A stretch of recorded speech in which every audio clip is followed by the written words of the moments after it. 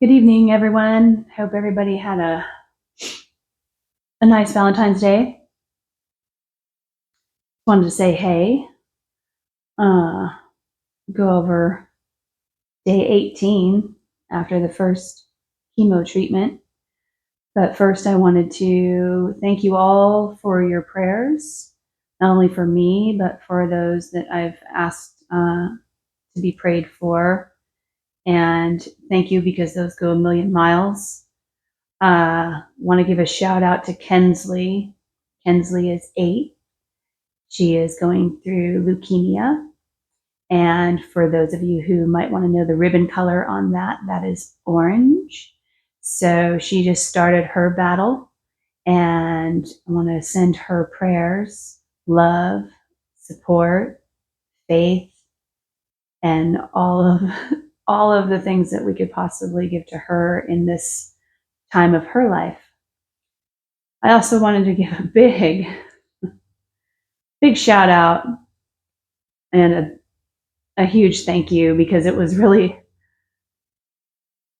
touching. Sorry, I'm trying not to lose it. Summersworth PD, and you know who you are. I won't shout out any names because,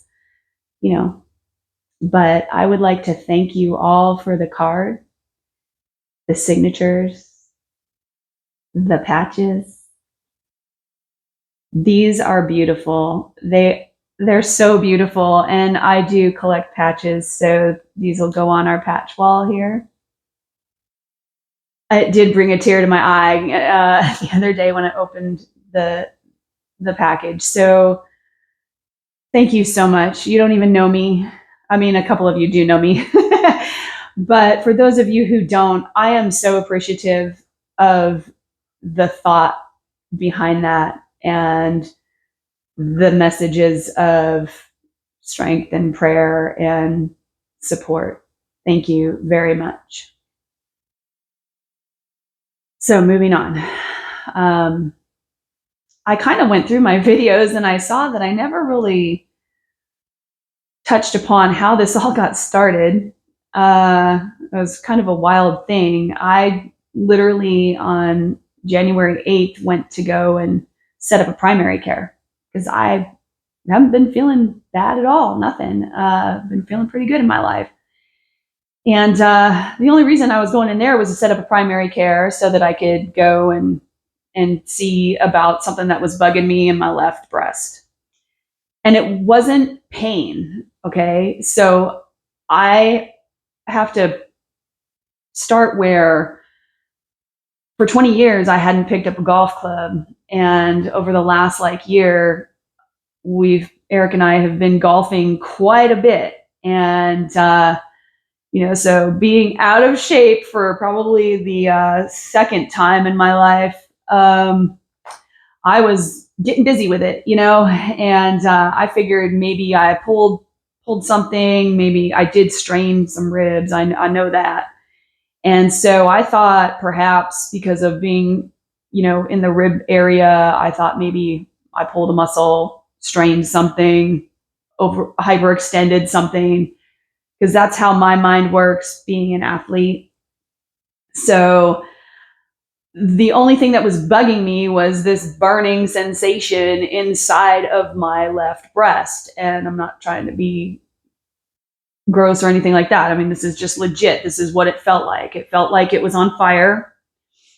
And then it felt like these electrical pulses were I was getting zapped or getting tased from the inside of my breast. And it was more irritating and frustrating than it was pain. It was not pain at all.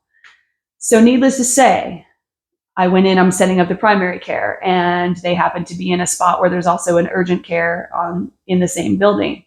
And the gal asked me if there was anything else if there was anything that day, that I wanted to have looked at. And I said, yeah, I do have something that I want to have checked just to see what might be going on, because I don't know. And from there, that's where life changed.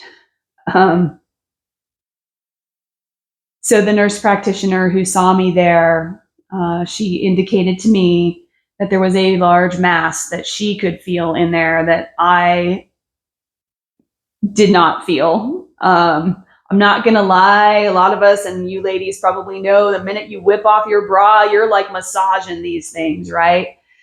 I have habit of doing that, and I'm like, never felt anything weird in my 50 years of having these attached to my body.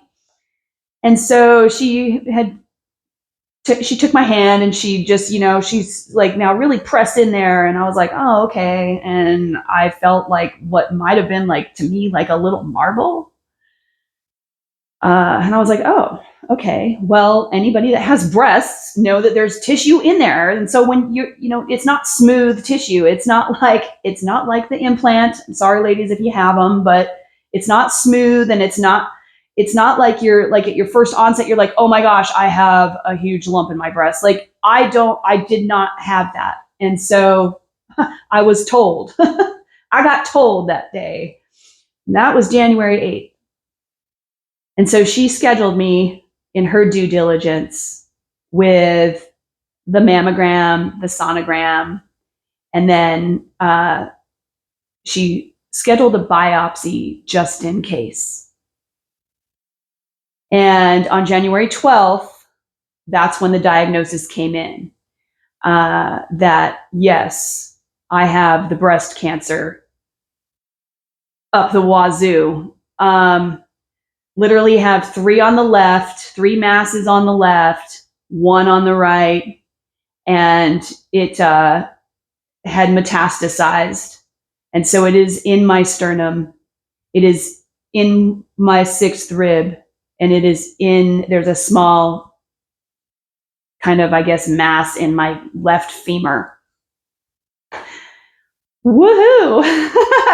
So these little guys were having a party in there, and I really never felt sick. So, you can look at yourself in the mirror and you don't see inside of your body. Now, previous medical stuff that I had done to my physiology years ago had led me to thinking knowing that I was going to be experiencing early menopause. And that is usually, the hot flashes and just drops of energy and just different things that, yes, I was having. Like I'd wake up and my chest area would be kind of sweaty. You get that cold sweat. It's just more annoying than anything else. And so I was just kind of attributing those things to potentially being early menopausal symptoms and not thinking anything of it. Again, I did not have pain. I don't know if I was supposed to have pain. Pain for me is really an obscurity, because I have pain, but when I experience pain at the level, for me, that's like a 2 or 3, whereas maybe for some people on the pain scale, that's really like an 8 or 9. Because I just don't. I'm an anomaly, and I have anomalies inside of me. That's just where it goes.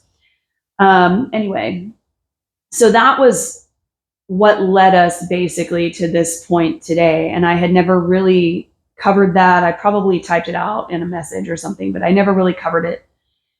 So you never know what's going on inside of your own body, let alone somebody else's body, because you can't see it. I look in the mirror, I don't see it, but it's happening.